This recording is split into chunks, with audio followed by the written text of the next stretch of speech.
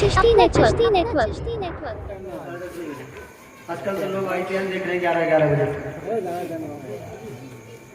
IPL में आज की हमारी कौम का नौजवान नबी का जलसा होने लगे ना, अगर 10 से ज़्यादा बज जाए, 11 बज जाए तो पढ़ने वालों को भी इंसान मोबाइल और घड़ी दिखाने लगते हैं, घड़ी दिखाने लगते हैं कि काफ़ी वक्त हो गया, सलाम पढ़ लो।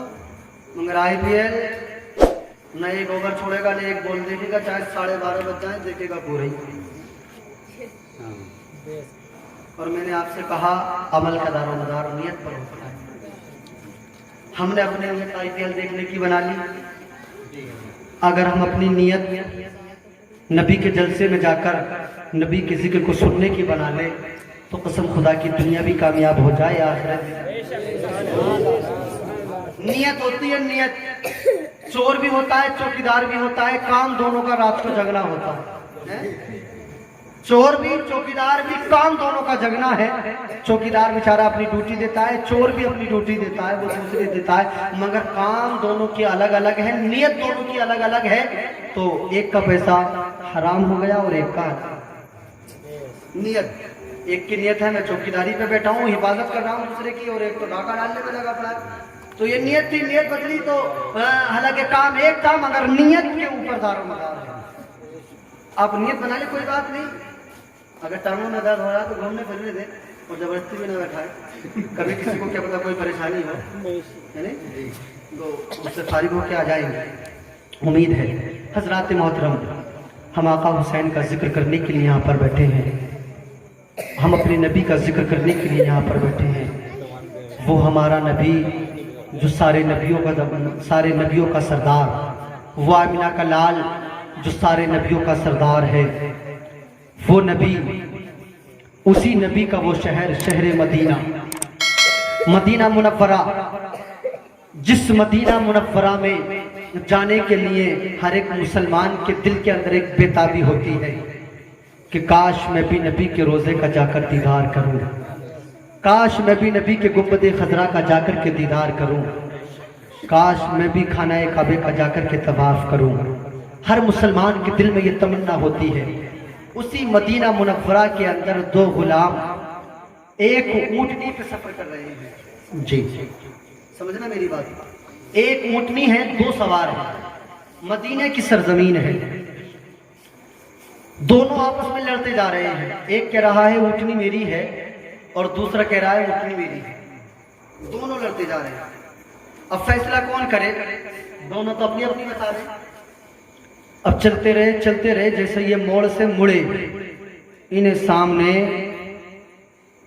फाताह खैबर जनाब हैदर, इमाम हसन और हुसैन के बाबा फातिमा ज़हरा रज़ियल्लाहु तआला अन्हा के शोहर हजरत अली कर्रमल्लाहु वजहुल करीम का दीदार हो गया। जब हजरत अली को सामने से आते देखा तो उनमें से एक इंसान कहने लगा कि अब लड़ने की जरूरत नहीं है, अब अली आ गए, अब इंसाफ हो जाएगा, अब अली आ गए, अब फैसला हो जाएगा।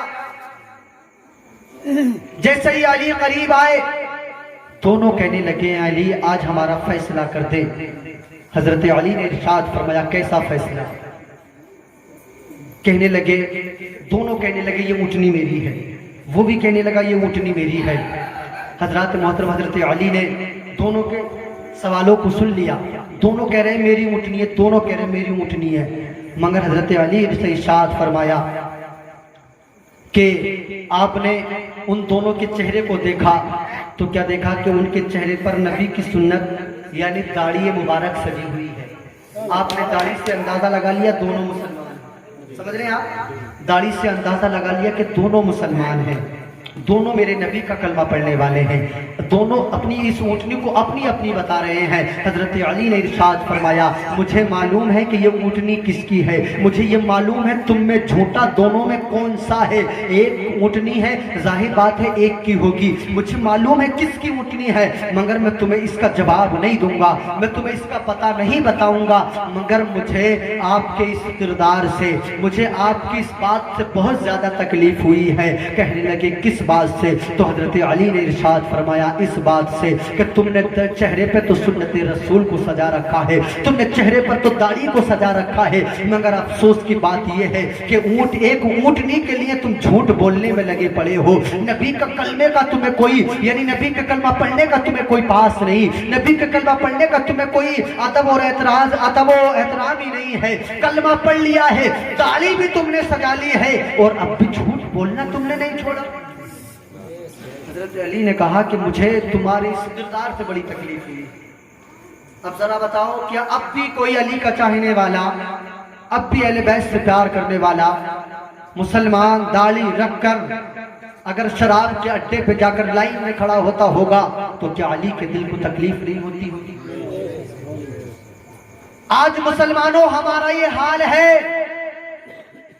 कि हम तुम्हें मस्जिदों में नजर नहीं आएंगे, हम तुम्हें मदारिसों में नजर नहीं आएंगे, हम तुम्हें दीन के जलसों में नजर नहीं आएंगे। हमारी कौम का नौजवान तुम्हें शराब के अड्डों पे नजर आ जाएगा। और आज तो इसका नाम शराब से बदलकर बियर रख दिया है ना, तो आज के तो कौम का नौजवान कहता है मौलाना साहब शराब पीना ही तो हराम है, कोई बियर पीना हराम है। कई लड़कों के मेरे पास फोन आए कि शराब पीना ही तो हराम है, कोई बियर पीना हराम तो नहीं है। की बहुत कमाल की बात है कि नाम बदलने ही से काम पूरा हो जाए। नाम अगर शराब का कोई बियर रख दे, ये बहुत ज्यादा ऐब हमारी कौम के अंदर बढ़ता जा रहा है। मेरी कौम का नौजवान अपनी सेहत बनाने के लिए अपने आप को रात के कहता है कि मौलाना साहब अगर हम कोई नशा ना करें तो पूरी पूरी रात हमें नींद ही नहीं आती, पूरी पूरी रात हम सोते ही नहीं। ऐ नबी के गुलाम, ऐ आका का कलमा पढ़ने वाले, अरे तूने इन शराबी और इन जुआरियों के किरदार को अपनाया ही क्यों? तूने इन टीवी पे नजर आने वाले लोगों के किरदार को अपनाया ही क्यों? अरे अगर तू नबी का सच्चा गुलाम है तो तुझे तो अपने नबी ही के किरदार को अपनाना चाहिए। अब मेरे नबी पर दुरूद पाक को पढ़। मैं बताता हूं, अगर नींद नहीं आती हो रात को अपने बिस्तर पर लेट जा और अपने बिस्तर पर लेटने के बाद मेरे नबी पर प्यार से मोहब्बत से दुरूद पाक पढ़ना शुरू कर। तू थोड़ी देर दुरूद पाक पढ़ेगा, दुरूद पाक पढ़ने का भी सवाब मिल जाएगा और तुझे इतने सुकून की नींद आएगी कि तुझे तो नशे का इंजेक्शन लगवाने पर भी ऐसी नींद नहीं आएगी जैसे कि नबी पर दुरूद पाक पढ़ने में तुझे आराम से। ठीक है, मगर हमने किस्मत तो शराब पीने की बना ली, हमने नियत तो शराब के आदी बन गए। मुसलमानों सुधरना होगा हमें।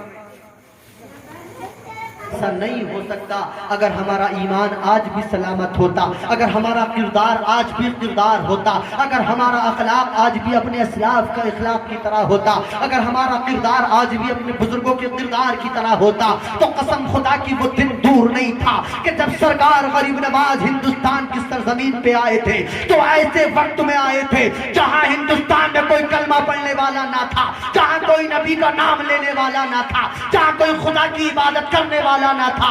मगर आपके किरदार को देखकर, आपके अखलाक को देखकर, आपके वकार को देखकर इस हिंदुस्तान की सरजमीन पर 90 लाख लोग कलमा पढ़ करके मुसलमान हो। सुभान अल्लाह, सुभान अल्लाह, बहुत खूब। नारे तकबीर, नारे रिसालत, उलमाए अहले सुन्नत, मौलाना इफ्तिखार रजा साहिब क़िबला इबादी, नारे तकबीर, नारे रिसालत, सुभान अल्लाह। क्या एहसास नहीं होता है? बड़ी बड़ी दाढ़ियों वालों को आप शराब के अड्डों पे देखेंगे। क्या एहसास नहीं होता है? बड़ी बड़ी दाढ़ियों वालों को मस्जिद के दरवाजे पर बैठकर बक्की बाग खेलता देखेंगे। क्या एहसास नहीं होता है? हमारी कौम के जवान देखते जाते हैं कि मेरा बाप देखो बक्की बाग खेल रहा है। क्या बेटे के आंखों पे कोई चश्मा तो नहीं लगाया कि वो नहीं देखेगा बाप? चश्मे से तो और ज्यादा डबल दिखता है, तो डबल दिखे।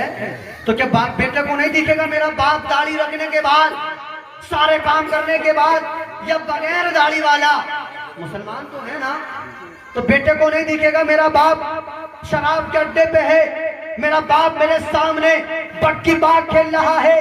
अरे तू तो आज ऐसा बन रहा है कि तूने पूरी बस्ती में चैलेंज कर दिया कि जो पूरे सतारन में मेरे बग्गे बांध देगा 1 किलो मीठा उसे फ्री दूंगा। तूने आज सतारन में ऐलान किया है, मगर याद रखना जब तेरा बेटा बड़ा होगा तो तेरे बेटे का सतारन को जवाब नहीं होगा, बल्कि फिर इलाके को जवाब होगा कि जो पूरे इलाके में मेरा बग्गा बांध दे नहीं 5 किलोमीटर क्योंकि बेटे ही से तो बाप सीखेगा। जो घर का किरदार होगा, जो घर वालों का जो तरीका होगा, उसी से तो बाप सीखेगा, बेटा सीखेगा। अब हमारे घरों का ही तरीका ये है, जब हमारे घरों के अंदर हमारी बहनें, हमारे घरों के अंदर मेरे नौजवान, हमारे घरों के अंदर हमारे बुजुर्ग जब सुबह को सोकर 10 बजे उठेंगे तो बताओ कौम का जवान 11 बजे से पहले कैसे उठ जाएगा? जी जी। जब बाप सुबह को फजर की नमाज पढ़ेगा तभी बीवी से कह सकता है कि चलो उठो फजर की पढ़ लो।